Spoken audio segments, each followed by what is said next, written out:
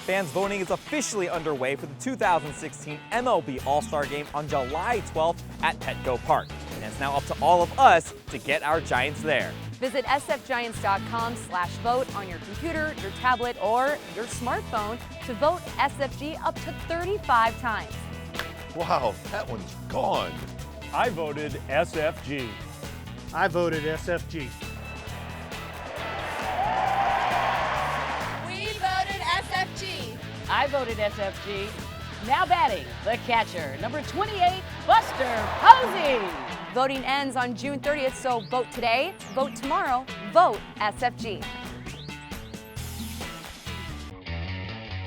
Hey fans, I'm Therese and this is Edwin, and we're about to take you inside the Giants virtual reality experience. It's a brand new feature here at the Cafe, out beyond the center field wall, and it's bringing fans closer to the Giants experience more than ever before. Oh, Buster Posey's right there. I see they're exercising and they're going through the field. Oh, now I'm in another place. I'm in the bullpen right now. I want to do it again.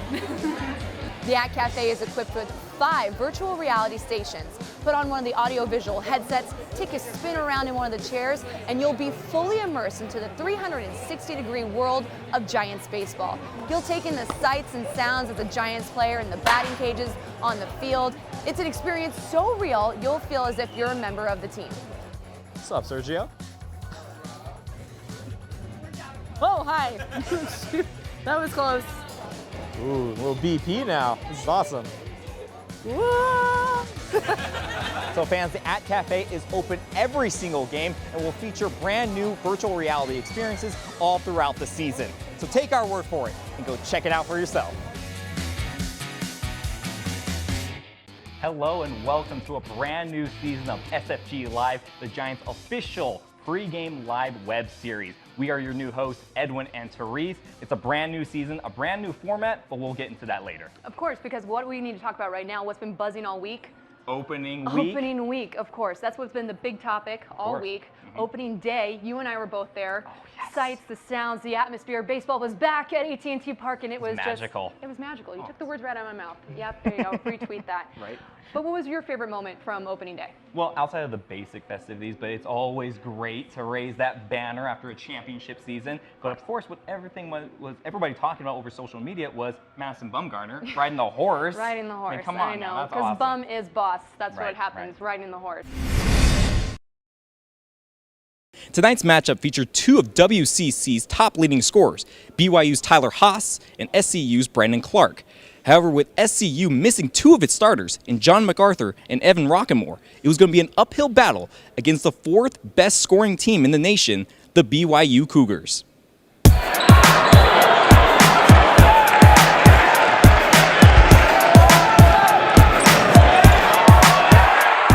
It was a good game for us. I mean, we really needed this one, and in spurts we looked really good, and in some spurts we didn't, so it's something we're going to need to build on.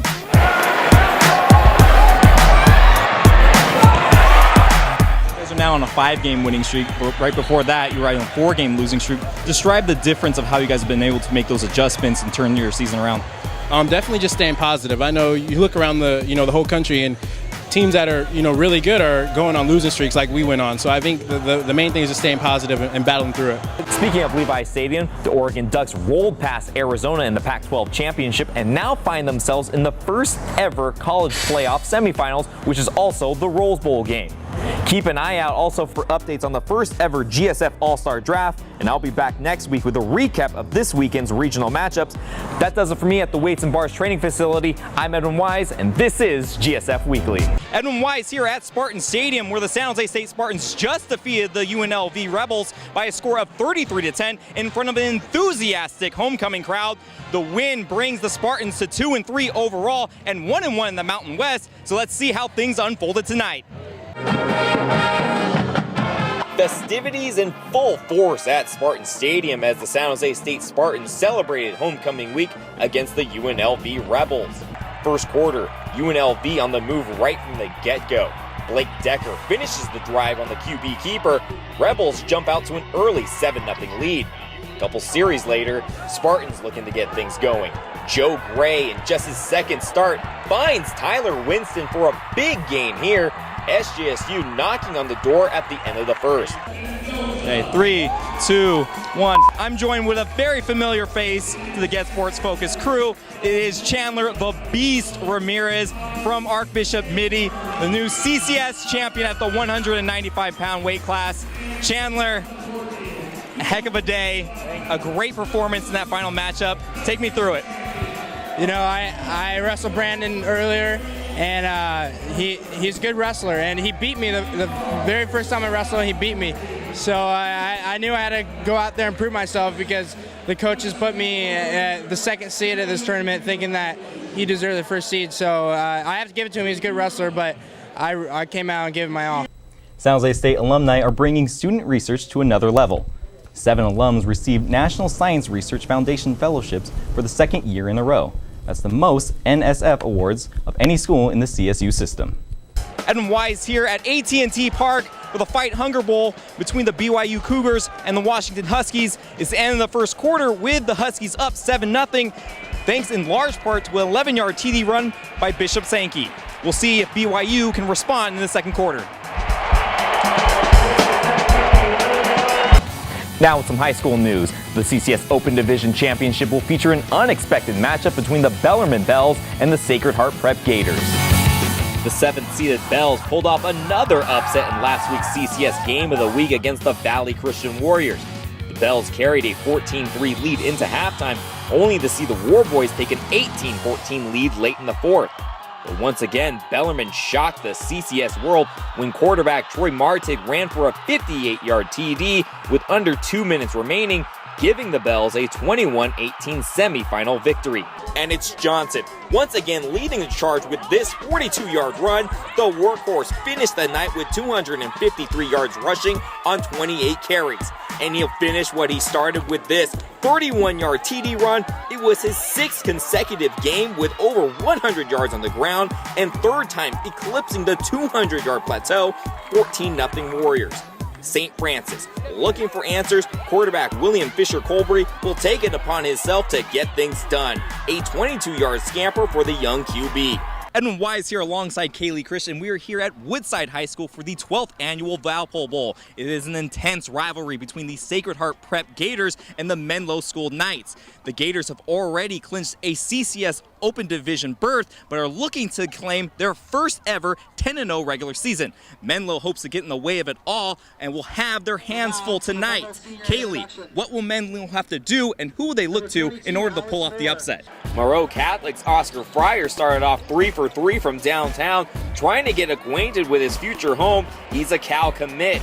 Late first quarter, check out the pick by the Mariners' Terrell Brown, and then finishes it with authority. The one-handed rip woke up the entire campus. Get Sports Focus, Edwin Wise here with the Get Sports Focus playmaker of the game, Dan Dunham. 2 sacks, back-to-back on Anthony Gordon. Let's give it up for him. Yes, sir. Yes, sir. Yeah, our defense came out and did it tonight. All the credit to our offense and defense. We worked hard in practice, and we're coming next week. You guys only gave up 7 points to a high-powered offense in their house, an undefeated Terra Nova team. How do you feel?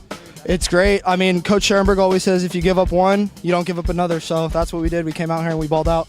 The Gonzaga Bulldogs came into tonight's affair 24th in the coaches poll and ranked 2nd overall in the entire nation in field goal percentage. Now, some predict the blowout against a 10-12 Santa Clara team. However, that just wasn't the case. Edwin Wise is here with sports. Big news in athletics this week, Edwin. You bet, Michelle. The Spartans will be reaching new heights in their new conference. Possibly the biggest news to come out of Spartan athletics in over a decade. San Jose State will officially be joining the Mountain West Conference next year. Here's a look at what the ending of the 16-year relationship with the Western Athletic Conference will mean. After much speculation over the fate of San Jose State University, all questions were finally put to rest. Today is an exciting day for Spartan athletics and for San Jose State University. I'm pleased to announce that we have accepted an invitation to join the Mountain West Conference. This is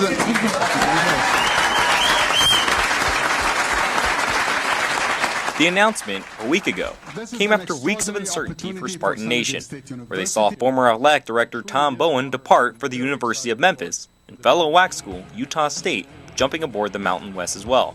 And with the now depleted Western Athletic Conference potentially spiraling into oblivion after recent losses of Boise State, Hawaii, Fresno State, and Nevada, it was extremely important for San Jose State to find some stable ground.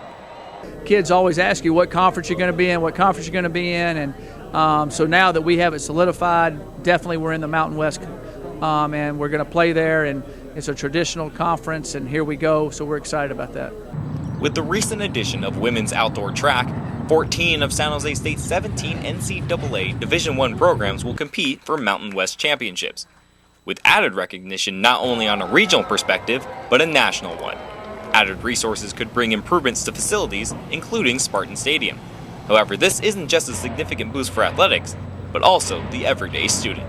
And more students will know about us, and more students will look at San Jose State all across the country, which will be something very plus for the university as a whole. But simply joining the Mountain West cannot be the ultimate goal. San Jose State must perform on a higher level to truly have its impact felt. We reached this particular milestone. The journey has just started. There's a lot more that needs to be done, and we'll all work diligently to accomplish all of our future goals. Looking ahead for the Mountain West Conference, talks with Conference USA are still ongoing about a possible merger, which recently added Charlotte, Florida International, Louisiana Tech, North Texas, and Texas San Antonio. Nothing appears to be imminent. However, the Mountain West statement mentioned that the two conferences did synchronize their additions. Next week, the men's golf team will look to add on to what has already been an unforgettable season. Coming off their first ever WAC championship and first conference title since 1996, the Spartans are hoping to keep the momentum going as they head to regionals. But San Jose State will have no easy task as they will be up against local powerhouses Cal and Stanford. Although SJSU is ranked 12th out of 13 teams in the Stanford Regional, winning is the only goal. It's nice to win the conference, trust me. It's nice to be at regionals, but the goal is to be national champion. So that's what we're focused on. Regionals will take place at the Par 70 Stanford Golf Course May 17th through the 19th. It will be the second time this season the Spartans have played at this course.